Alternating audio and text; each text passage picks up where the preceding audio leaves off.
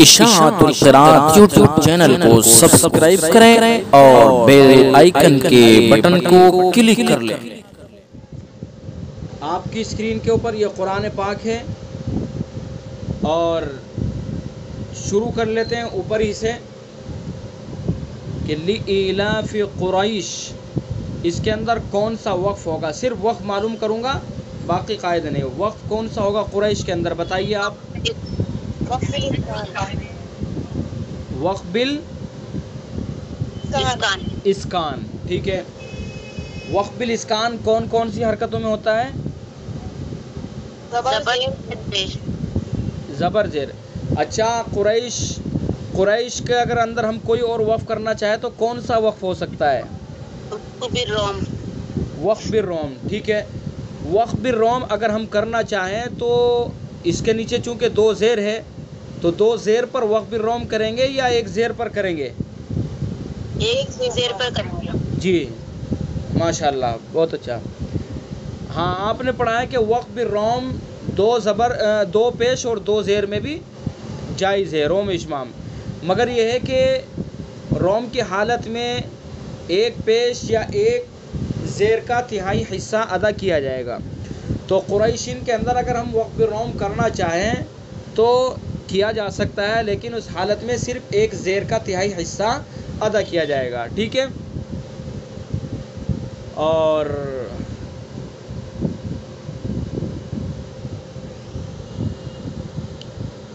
اور معلوم کر لیتا ہوں ذرا۔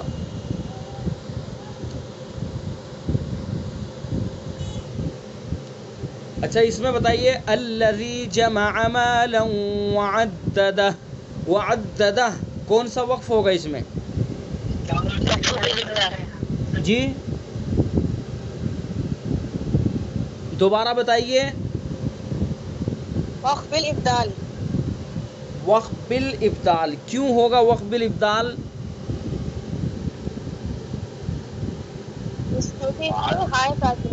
وقف بالابدال کا قاعدہ کیا پڑھایا آپ نے؟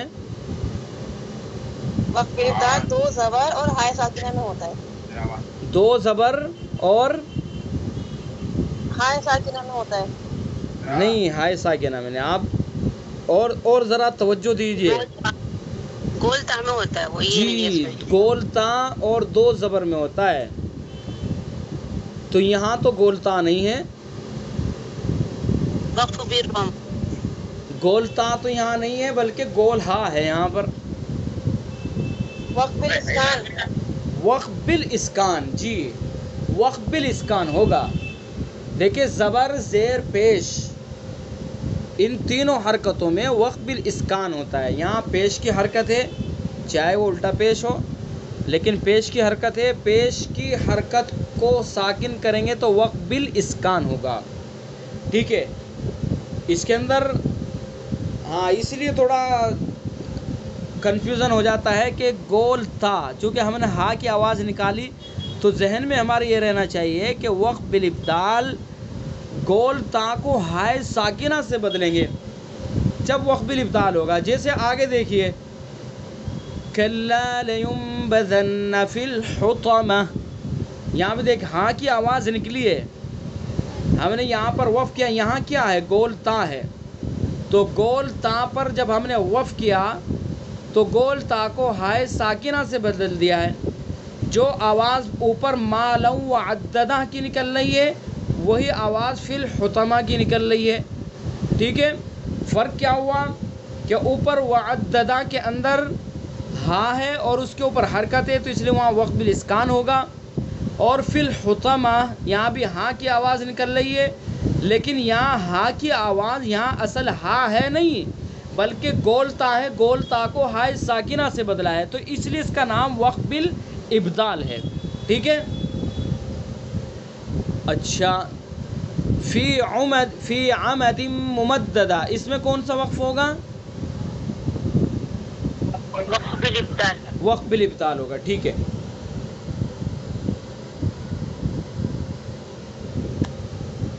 اچھا، وما ادراک ما ہی، بتائیے کون سا وقف ہوگا اس میں؟ وقف بالاسکان، وقف اسکان. دھیان سے دیکھ لیجئے آپ اس کو.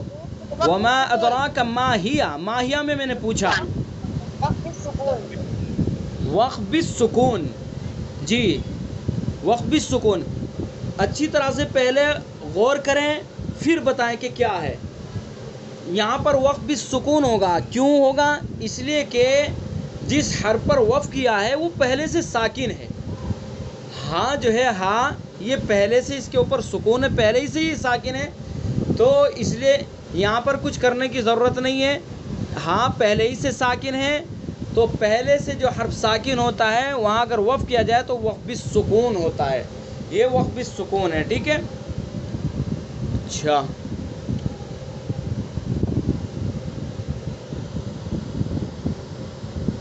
ایک آدھ اور معلوم کر لیتے ہیں پھر چلتے.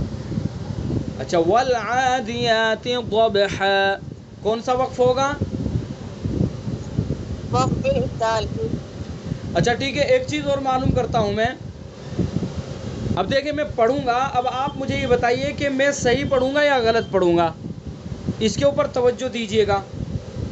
والعادیات ضبحا فالموریات قدحا فالمغیرات صبحا. اب آپ یہ بتائیے کہ میں نے صحیح پڑھا یا غلط پڑھا ہے؟ غلط پڑھا ہے آپ نے. کیوں؟ کیا غلط پڑھا ہے؟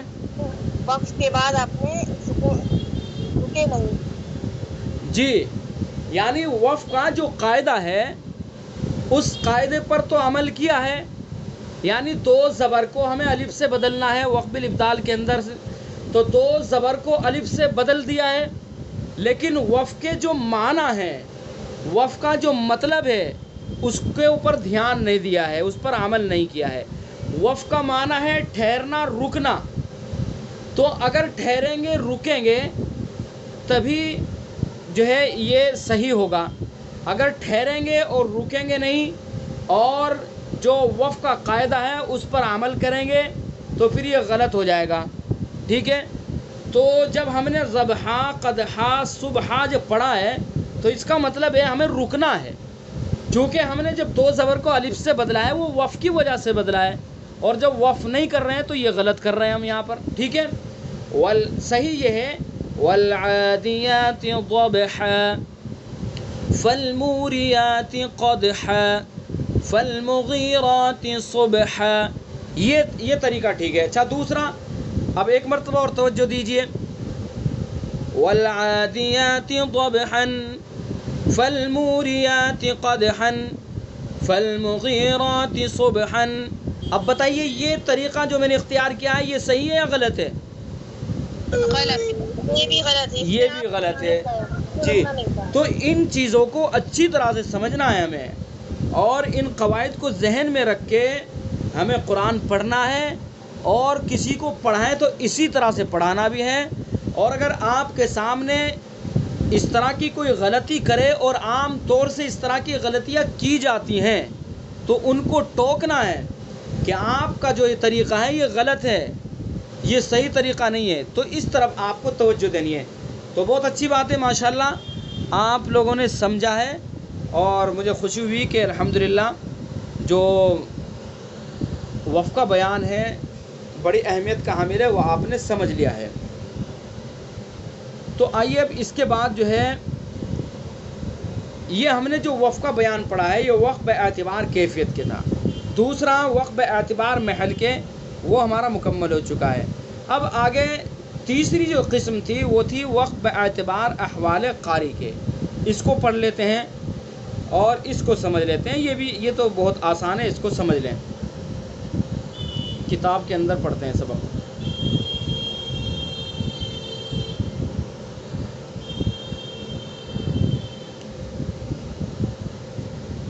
دیکھیے وقف کی باعتبار احوال قاری کے 4 قسمیں ہیں. ٹھیک ہے. قسمیں سب کی یاد رکھنی آپ کو. وقف باعتبار کیفیت کی کتنی قسمیں تھی؟ 8 قسمیں تھی. تفصیل سے آپ پڑھ چکے ہیں، جن میں سے جو زیادہ تر جو پائی جاتی ہیں، جو وقف پائے جاتے ہیں وقف بالاسکان، اور اسی طرح سے وقف بالابدال، اور وقف بالسکون، وقف بالتشدید، یہ پائے جاتے ہیں. باقی وقف بالاشمام ہوا، وقف بالاشمام کو کریں گے تو وقف بالاشمام بنے گا. اور اسی طرح سے وقف بالروم، وقف بالروم کا بھی حال یہ ہے کہ اگر وقف بالروم کریں گے تو وقف بالروم بنے گا. اور اسی طرح سے آگے وقف بالاظہار، وقف بالاثبات ان کی ضرورت ہی نہیں ہوتی ہے. اور وہ تو اگر مجبوری میں ہم نے وقف کر دیا تو وہ مجبوری کے وقف ہوتے ہیں. تو بہرحال اصل جو قرآن پاک کے اندر زیادہ تر جو استعمال ہوتے ہیں وقف بالاسکان، وقف بالابدال، وقف بالسکون، وقف بالتشدید، یہ استعمال ہوتے ہیں. ٹھیک ہے. اور اسی طرح سے وقف اعتبار محل کے 4 قسمیں تھی: وقف تام، وقف کافی، وقف حسن، وقف قبیح. وقف تام، وقف کافی، وقف حسن، میں نے بتایا کہ ان 3 وقفوں کے اندر ایک چیز تو مشترک یہ ہے کہ جہاں ہم نے وقف کیا، جہاں قاری نے وقف کیا وہ جملہ پورا ہو گیا، وہ جملہ ایسی جگہ وقف کیا جہاں جملہ پورا ہو گیا ہو.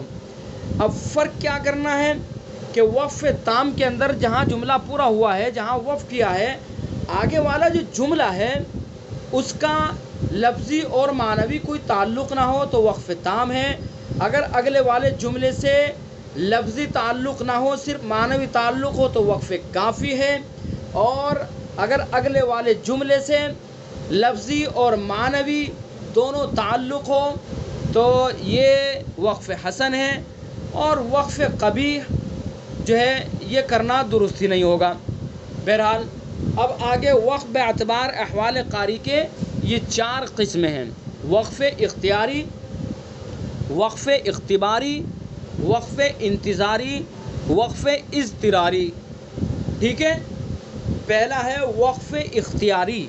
وقف اختیاری کس کو کہتے ہیں؟ وہ وقف ہے کہ قاری کسی جگہ اپنے اختیار سے بلا کسی عذر کے وقف کرے. اپنے اختیار سے، کوئی عذر نہیں ہے، نہ سانس پھولا ہے اور نہ کھانسی اٹھی ہے، نہ منہ کے اندر کوئی چیز داخل ہوئی، یعنی اپنے اختیار سے کسی جگہ قاری وقف کرے تو وقف اختیاری ہے وہ. مثلا الحمد للہ رب العالمین الرحمن الرحیم مالک یوم الدین، یہ وقف اختیاری ہے کہ اپنے اختیار سے بغیر کسی عذر کے، بغیر کسی مجبور کے وقف کیا جا رہا ہے. تو یہ کیا ہے؟ وقف اختیاری. ٹھیک ہے. تو وہی بتلایا گیا کہ وقف اختیاری وقف ہے کہ قاری کسی جگہ اپنے اختیار سے بلا کسی عذر کے وقف کرے. دوسرا ہے وقف اختباری. اختباری، اختیاری اور اختباری ایک نقطے کا فرق ہے. اختیاری کے اندر یا ہے اور اختباری کے اندر با ہے. یا ہے، ایک نقطہ ہٹا دیں گے با بن جائے گا، ایک نقطہ لگا دیں گے یا بن جائے گا. وقف اختیاری، وقف اختباری. ٹھیک ہے.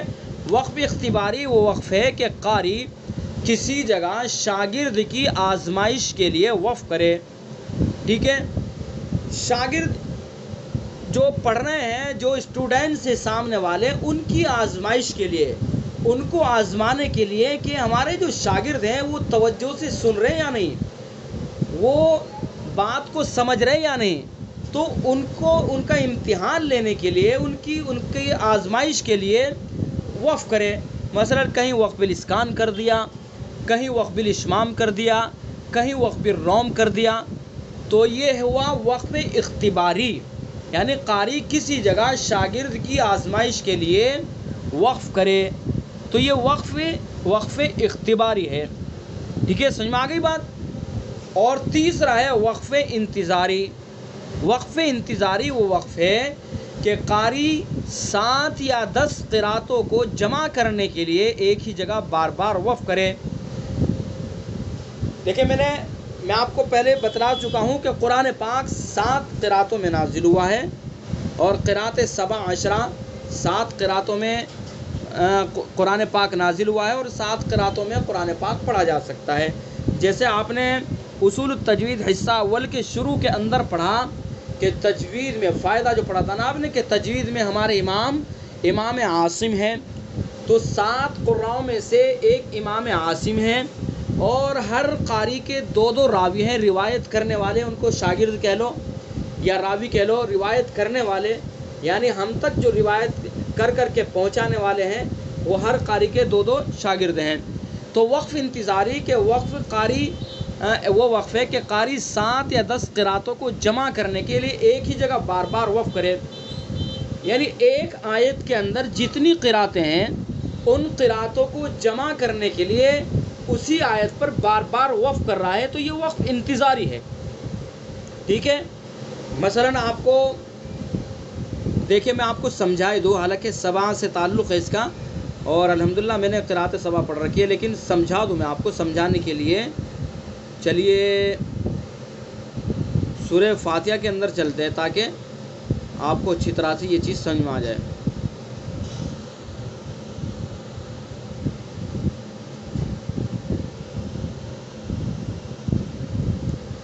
یہ دیکھیں، اہدنا الصراط المستقیم، اہدنا الصراط کے اندر صراط جو صاد ہے، اس صاد کے اندر 3 قراتیں ہیں، ایک صاد کے ساتھ جو ہم پڑھتے ہیں بروایت حفص، اور دوسری سین کے ساتھ ہے، اور تیسری قرات زا کے اشمام کے ساتھ ہے۔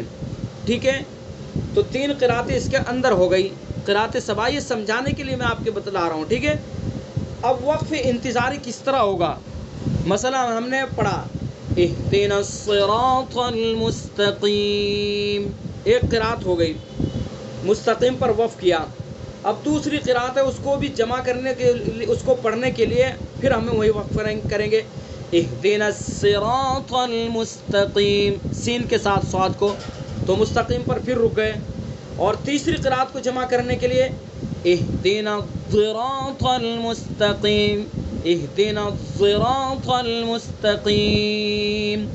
تو یہ 3 قرات اس کے اندر تھی، ان 3 قراتوں کو جمع کرنے کے لیے مستقیم پر بار بار رکے، تو وہ وہاں پر بتلایا گیا ہے کہ قاری کسی جگہ 7 یا 10 جتنی بھی قراتیں اس آیت کے اندر ہو ان کو جمع کرنے کے لیے ایک ہی جگہ بار بار وقف کرے، تو یہ وقف انتظاری ہے۔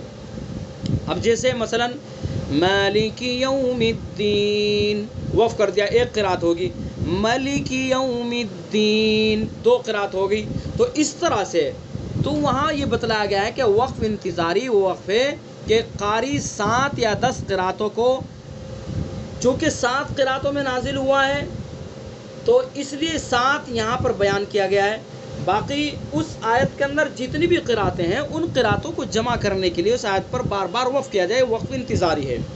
وہ وقف ہے کہ قاری 7 یا 10 قراتوں کو جمع کرنے کے لیے ایک ہی جگہ بار بار وقف کرے۔ ٹھیک ہے، یہ ہوا وقف انتظاری۔ چوتھا ہے وقف اضطراری۔ وقف اضطراری وہ وقف ہے کہ قاری کسی جگہ کسی عذر سے مجبور ہو کر وقف کرے۔ اضطرار تو ہم سمجھتے ہیں، اردو میں بھی استعمال کرتے ہیں، حالت اضطراری یعنی پریشانی کی حالت میں، مجبوری کی حالت میں، تو کسی جگہ مجبور ہو کر وقف کرے۔ اور مجبوری کیا ہے کہ پڑھ رہے ہیں، پڑھتے کھانسی اٹھ گئی، تو کھانسی اٹھ گئی اور اس کا کھانسی کی وجہ سے رک گئے، یا سانس پھول گیا اس کی وجہ سے رک گئے، اور بھی کوئی عذر ہو سکتا ہے۔ تو اضطراری کا مطلب ہے کہ وہ وقف ہے کہ قاری کسی جگہ کسی عذر سے مجبور ہو کر وقف کرے، تو یہ ہے وقف اضطراری۔ تو یہ تھی وقف باعتبار احوال قاری کے 4 قسمیں۔ ٹھیک ہے، پھر سے دیکھ لیجئے۔ وقف اختیاری وہ وقف ہے کہ قاری کسی جگہ اپنے اختیار سے بلا کسی عذر کے وقف کرے، اور دوسری وقف اختباری۔ وقف اختباری وقف ہے کہ قاری شاگردوں کی آزمائش کے لیے وقف کرے، مثلا کبھی وقف بالروم، کبھی وقف بالاشمام، کبھی وقف بالاسکان۔ ٹھیک ہے، اور وقف انتظاری وقف ہے کہ قاری کسی جگہ 7 یا 10 قراتوں کو جمع کرنے کے لیے ایک ہی جگہ بار بار وقف کرے۔ وقف اضطراری وقف ہے کہ قاری کسی جگہ کسی عذر سے مجبور ہو کر وقف کرے۔ تو یہ تھا وقف باعتبار احوال قاری کے 4 قسمیں جو آپ کو سمجھا دی گئی ہیں۔ اب وقف کا بیان یہاں پر مکمل ہو چکا ہے، اور آگے کچھ ضروری ہدایات ہیں، انشاءاللہ ان کو بھی سمجھ لیں گے۔ وہ ہدایات کیا ہیں وہ بھی ہم ذہن نشین کر لیں گے۔ تو وقف کا بیان یہاں پر مکمل ہو چکا ہے۔ وقف باعتبار कैफियत के वो बयान मुकम्मल हो चुका है, वक़्फ़ एतबार महल के, वक़्फ़ एतबार अहवाल कारी के।